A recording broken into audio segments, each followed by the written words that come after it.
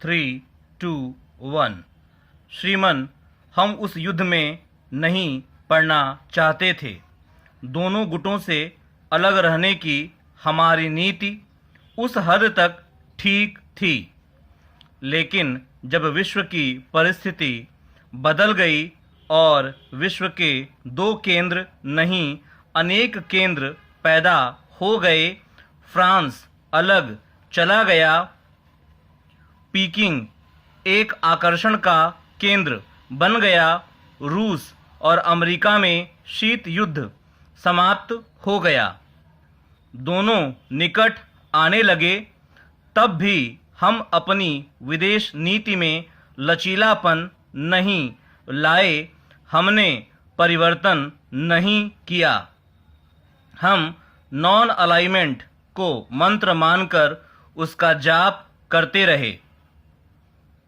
अगर non alignment का अर्थ यह है कि भारत स्वतंत्र विदेश नीति पर चले तो उससे कोई विरोध नहीं हो सकता, लेकिन अगर नॉन अलाइनमेंट का अर्थ यह है कि हम बारी बारी से किसी एक देश के साथ अपने को अलाइन करते जाएं, हम पहले अमेरिका के साथ कर रहे थे, अब रूस के साथ कर रहे हैं, और हम एक दूसरे दर्जे की घटिया दर्जे की ताकत बनकर रह जाएं, तो फिर यह गुट निरपेक्षता की नीति न तो हमारे राष्ट्रीय हितों का संरक्षण कर सकती है और न यह विदेश नीति के जो उद्देश्य होते हैं उनको पूरा कर सकती है। सभापति जी, बांग्लादेश के मामले ने यह बात फिर से सिद्ध कर दी है कि 23 सालों में हम मित्र नहीं जुटा सके। आज हम अपने को मित्रविहीन पाते हैं, बड़ी मात्रा में विस्थापित आ रहे हैं भारत में शरण लेने के लिए।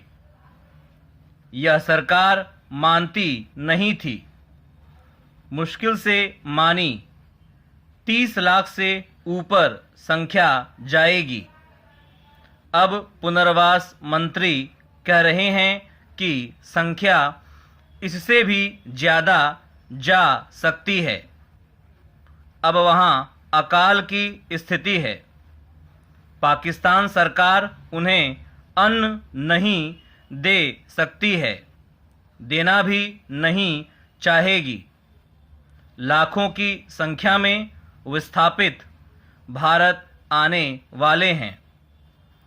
पूर्वी बंगाल का मामला केवल लोकतंत्र का मामला नहीं है, भारत के लोकतंत्र का भविष्य पूर्वी बंगाल के साथ जुड़ गया है।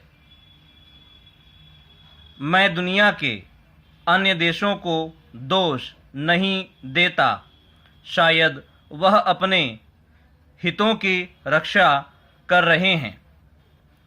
अरब देशों से हमने मित्रता निभाई, इज़राइल को नाराज़ करके, जिसके जन्म में अमेरिका के साथ सोवियत रूस का भी हाथ था, हमने अरब देशों का साथ दिया।